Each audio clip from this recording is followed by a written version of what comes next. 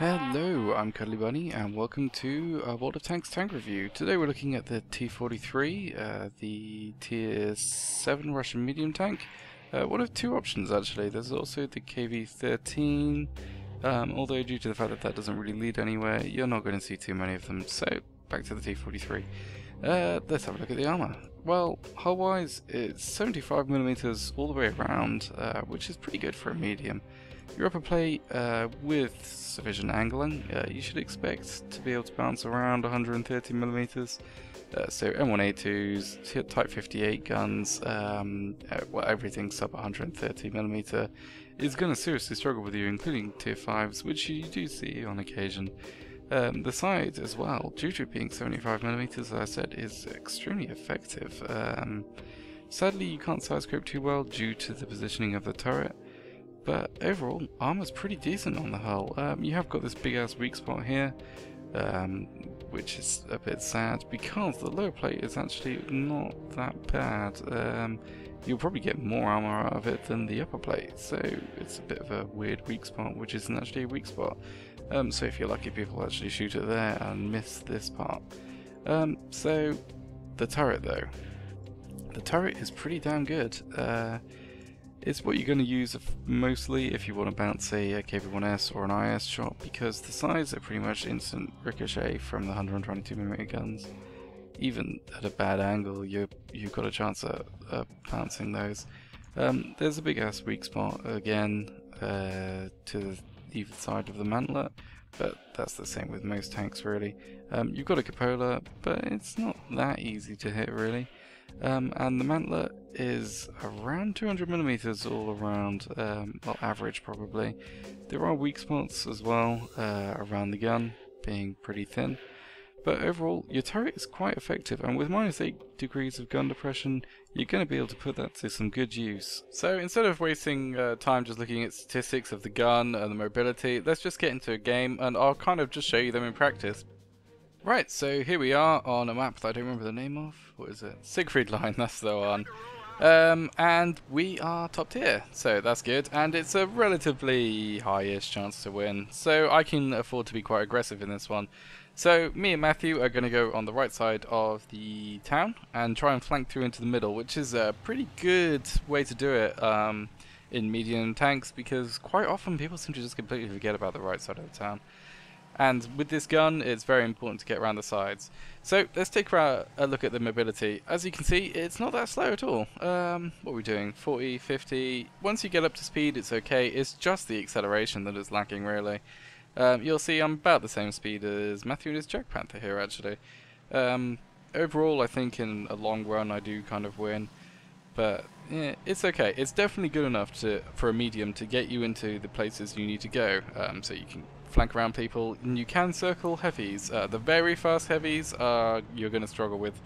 ISs, if they turn their turret with their gun, the same as KV-1Ss, can kind of track you, so you've got to be a bit careful with that one. So always go for a track in before you circle, which is generally a good idea most of the time when you're trying to circle things anyway. But yeah, just a thing to note, circling things can be a bit of a challenge. You do bleed quite a lot of speed in turns. But anyway, let's talk about the rest of the stuff here. So what we're doing at the moment is just waiting to see what is on this right side here. I spot this T-49, so let's get some easy shots off. I missed the first one. You'll notice the gun looks quite accurate, but sometimes it really trolls you. Actually, I'll put a replay at the end of how insane this gun sometimes can be. But we almost killed the T-49, but he gets away. I'm not too worried about him. He's got the M1A1 gun, and I can bounce that quite reliably if I have to, so I'm going to keep pushing up here, because if you look in the left side here, our heavies have got quite a lot of problems. So off we go, and here is a perfect example of what you should be doing with this gun. 144 pen isn't very much. You're going to have to get the sides of things like Tiger Ps, and even this KV-13, actually the other tier 7 medium tank, and to be fair, other T-43s. You're going to struggle to pen these guys. So it can be a bit of a pain. Sadly, I tracked the Tiger P instead of finishing him off, but I've got Matthew with me, so I don't have to worry too much. Here you see the side of a KV-13, and I bounce. He was angled a bit, but you can see just how unreliable 144 penetration is at this tier. and against the kind of semi-well-armoured vehicles around.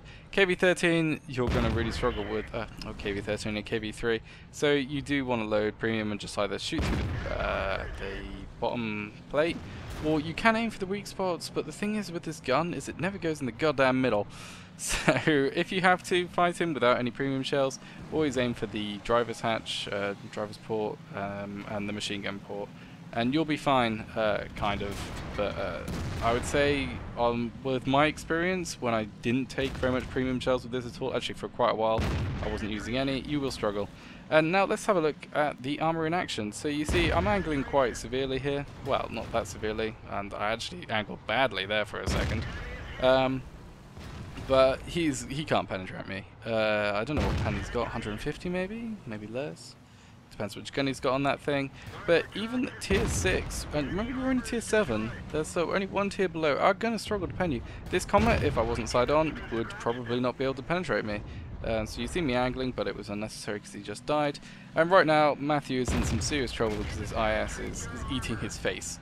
And sadly I do not get there in time, and I'm blocked in right now by this Panther, so I couldn't get in as close as I wanted to, really.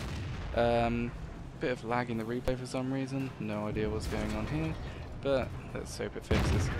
So you see, you can also get lucky penetrations, because remember, plus 25% is a pretty large amount. So it's not too bad at all. And this Chiri right now is not concentrating on me for some reason. I was going to go for a ram, but completely unnecessary when you can just finish him off like that. Chiri, I love fighting these things because you don't even have to worry about your low penetration.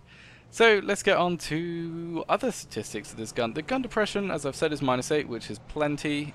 You'll be able to get shots off in most places, and you will be able to hill fight, which is very nice because you can peek over the ridges and shoot guys in the side. Very important factor for mediums, I feel anyway. And the view range is 370 meters. Now right now I spot this BT7, he's AFK, I have no idea what he's been doing in this game.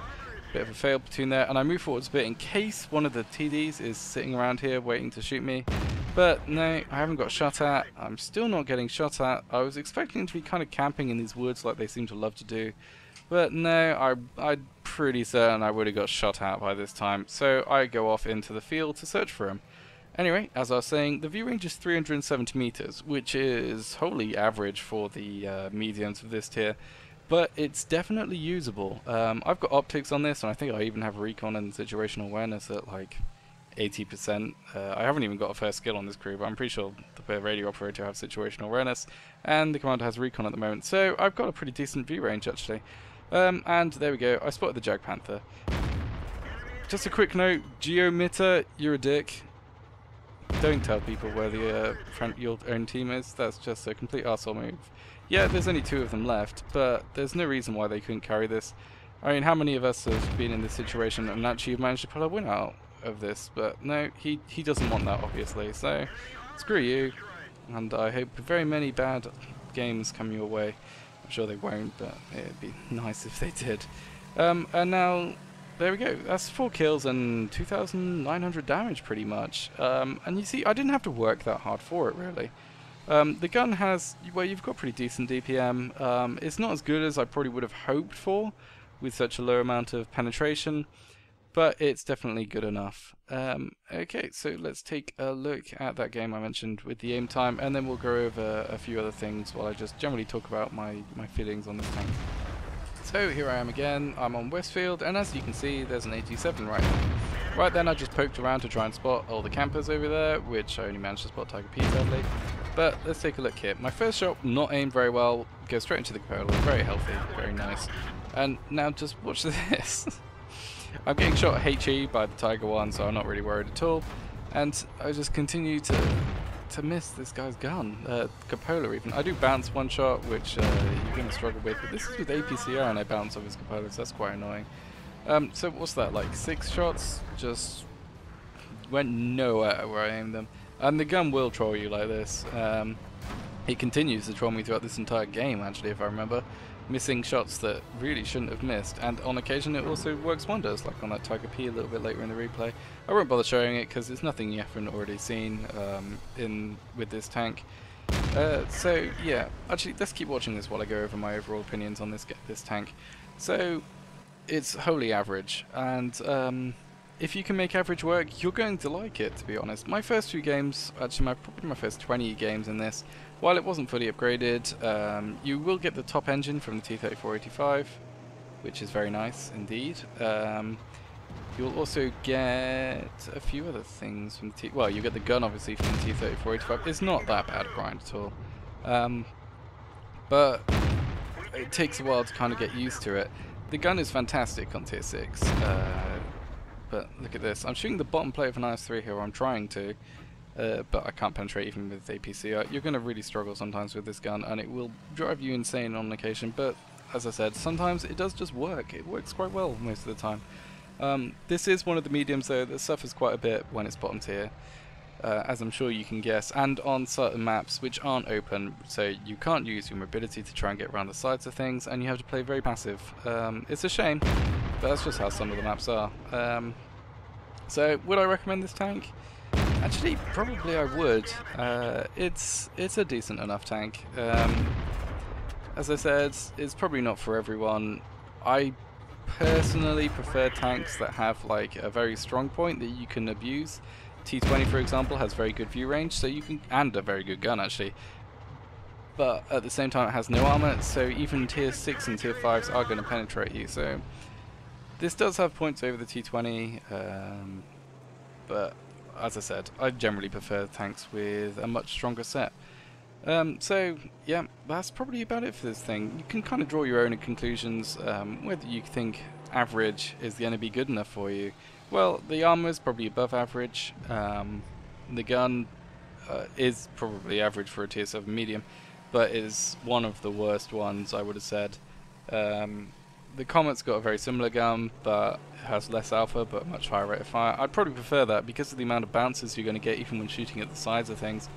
As I said, it's definitely not a bad tank, it's just not for everyone. So, thanks for watching. I'll continue to do more of my other series. If you haven't watched them, I've got a series called From Average to Slightly Above Average, which is basically me going from, well, when I started I was wholly an average player to what I hope one day will be a good player. I'm getting there slowly. We'll see how that goes. And what else have I got on my channel? Not that much else. I do have another show called Mubbles with Cuddles, but that concentrates mostly on space games.